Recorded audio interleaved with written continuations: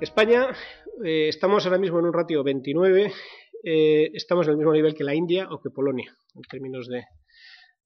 Quiere decir, importamos muchísimo más de lo que exportamos. Bueno, ahora ya voy a empezar a hablaros un poco de cómo veo las cosas en España, ¿no?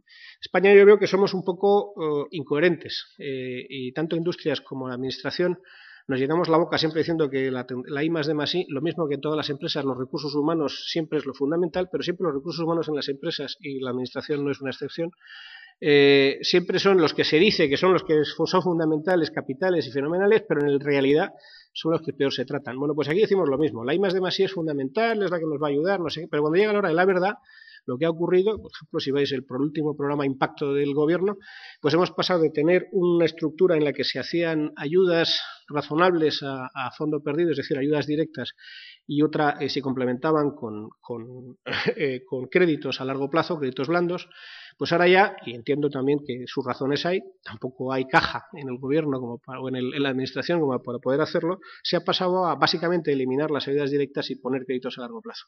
Desgraciadamente esa estructura a las empresas no les resulta atractiva, o sea, nadie está ahora mismo en condiciones, y menos en la situación en la que estamos, de embarcarse en proyectos de alto riesgo sin saber qué va a ocurrir. Y entonces el hecho de que no se esté ayudando directamente, sino que lo que se esté es intentando convencer a las empresas de que vamos a financiártelo, pero luego hay que devolverlo, y si sale mal, el riesgo no me lo has quitado.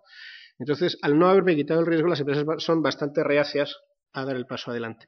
Entonces, como digo, por un lado, si veis las declaraciones de nuestros políticos, sean del partido que sean, a nivel nacional, a nivel regional, todos es la I+D es fundamental, pero a la hora de la verdad, los programas que los políticos ponen encima de la mesa no son lo que realmente necesitamos, creo yo.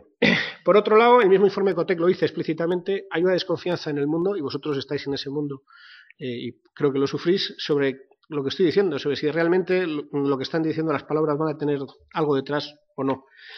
Y luego, y eso ya, bueno, pues eso no es necesariamente malo, pero digamos, como ingeniero, pues sí, me da un poco de más penilla, veo que se están mandando bastantes fondos y bastantes recursos hacia otras áreas que no son directamente lo que nosotros entendemos por ingeniería mecánica, eléctrica o de otro tipo, sino estamos hablando del mundo de la biotecnología y la bioeconomía, que no digo que no sea necesaria, pero simplemente constato que es un hecho que se están obviamente asignando también ahí.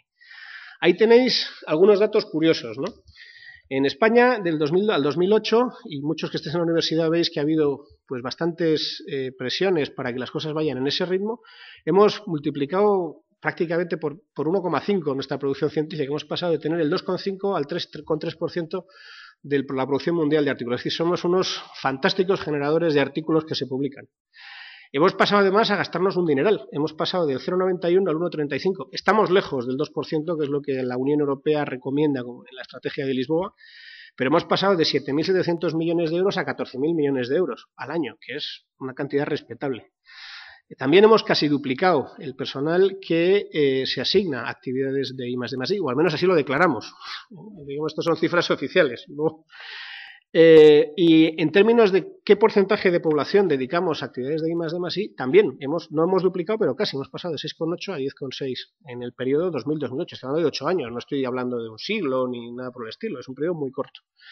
Pero sin embargo, ¿qué ocurre? Eso es lo que hemos hecho, lo que nos hemos gastado y el esfuerzo que hemos hecho como país. ¿Pero cuáles son los resultados de eso? Bueno, pues en términos de patentes, solo tenemos el 0,47%, es decir, no patentamos nada. Generamos muchos artículos, pero esos artículos, en la lista que os decía antes, se nos quedan por el camino. Algo pasa, generamos artículos que después no cuajan en productos, no cuajan en riqueza para el país. El porcentaje de solicitudes, y ahí falta una palabra que es patentes, y os pido disculpas, me ha fallado ahí a la hora de escribirlo. Lo hemos disminuido, todavía bajamos, y si nos comparamos con el grupo de los 27 países de la Unión Europea en el año 2000, ahora estamos solicitando menos patentes que en el 2000, en el 2008 que en el 2000, y estamos en un 1,57 del total. Es decir, si comparáis con la cifra que estamos poniendo en términos de artículos publicados, estamos en menos de la mitad.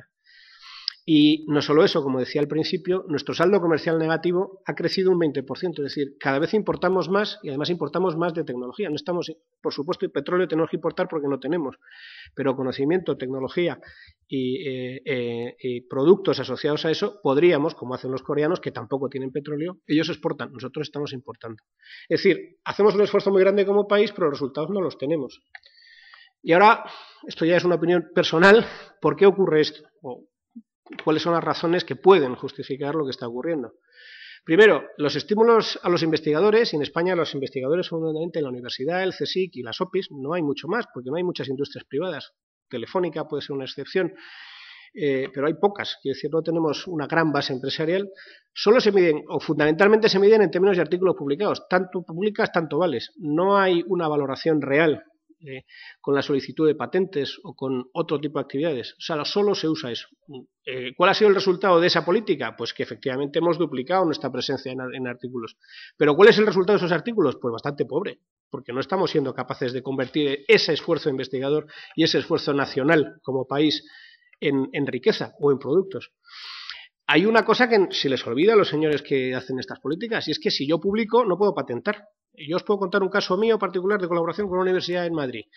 Queríamos y queremos, y de hecho hemos solicitado una patente, y al pobre profesor que estaba dirigiendo ese le hemos fastidiado completamente, porque no le hemos dejado que publique y le ha generado una situación incomodísima en su universidad, porque al no poder publicar, porque nosotros no le dejamos que publique, pues no ha podido cubrir o ha tenido muchas dificultades para cumplir, perdonad, estos teléfonos son un rollo, para poder cumplir con sus obligaciones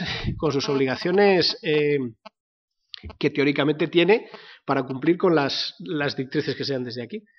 Los resultados reales de la labor investigadora, medidos en patentes o en productos, no se consideran directamente méritos, se consideran en la ANECA, pero digamos que se ponderan bastante poco. Y además hay distintos intereses entre lo que se pide desde la industria y lo que la universidad quiere.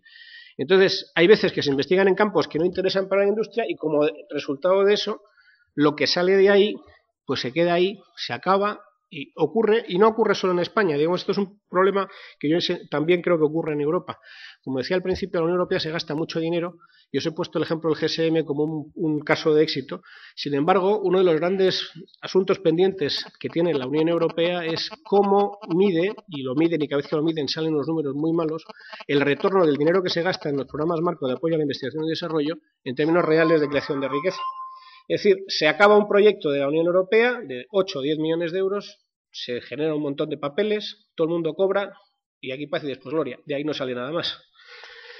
Entonces, hay una, digamos, disfunción aquí. Unos quieren publicar y otros quieren construir, y mientras no consigamos que eso coincida, pues va a ser difícil. Y luego, yo creo que abajo, como digo al fondo, el último comentario, el sistema de medición de méritos en la universidad es demasiado rígido y yo creo que demasiado desafortunado, porque solo mide una parte y no mide, yo creo, lo que se debería medir de verdad. No digo que no se tengan que medir los artículos, que hay que medirlos, por supuesto, pero no solo los artículos. Entonces, eso, pues digamos, está obligando a que muchos grandes y buenos investigadores que tenemos en España, pues no se están aprovechando, ¿no? Digamos, estén utilizándose como se les quiere utilizar, que no es como sería, bajo mi punto de vista, ideal para España. Bueno, por acabar, que me estoy enrollando mucho. Como conclusiones, yo creo que la I+D+I puede ser y es básica para poder generar riqueza y para poder desarrollarnos económicamente y obviamente salir de la crisis. Es un hecho que España está haciendo un esfuerzo muy grande como país y estamos convergiendo hacia los otros países de la Unión Europea. Los resultados son muy buenos en términos de artículos, no son tan buenos en términos de patentes, no son tan buenos en términos de cómo conseguimos que esos artículos se conviertan en riqueza. También hay que decir que las empresas privadas en España, al ser mayoritariamente pymes, no se pueden permitir grandes gastos y, como decía antes, si encima el mecanismo de incentivo solo va a dar créditos, cuando un señor se tiene que plantear la disyuntiva de que la situación que hay ahora mismo, estoy planteándome si vivo o no vivo, o sobrevivo o no sobrevivo en mi pyme para poder hacer las cosas, no me voy a embarcar en pedir un crédito de un par de millones de euros que tendré que devolver dentro de 10 años, porque no sé si me va a salir bien, y hay muy pocas personas que se atrevan a dar eso. Es decir, ese mecanismo no está incentivando la creación de actividades de I+D+I de empresas privadas que en España necesariamente tienen que ser casi todas pymes. Pero bueno, hay que ser positivo. Yo creo que hay una gran oportunidad de mejora y yo lo que sí aprovecho, como aquí hay, bueno, pues hay bastantes personas que tienen que ver con la universidad, pues yo siempre que puedo lo cuento. Hace poco estuve con un vicerrector de investigación y le solté lo mismo. Bueno, pues yo lo voy contando. Si entre todos vamos hacia donde debemos, pues yo creo que al final llegaremos a buen sitio. Aquí os dejo una serie de preguntas. pero para que no las voy a contestar, ni las voy a leer, si queréis las podéis leer tranquilamente, pero básicamente van todos en la misma línea, es decir, cómo conseguimos que el sistema de métricas y el sistema de incentivos y el esfuerzo que hace el país en estimular a los investigadores se traduzca realmente en generación de riqueza a través de generación de tecnología que es útil, no de generación de artículos que sabemos que los hacemos y los hacemos muy bien.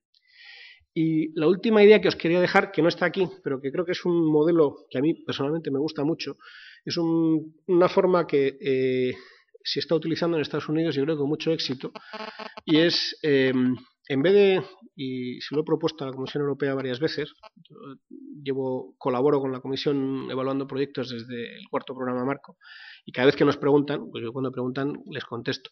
Yo creo que allí tienen un programa que se llama el Small Business Initiative, que básicamente lo que hace es que ha homologado a una serie de inversores, de capital riesgo, inversores privados, que son señores que se dedican a hacer inversiones en empresas de tecnología, los homologa la administración americana y a partir de ese momento son esos inversores, no la administración americana, sino esos inversores los que seleccionan los proyectos sobre los que van a trabajar.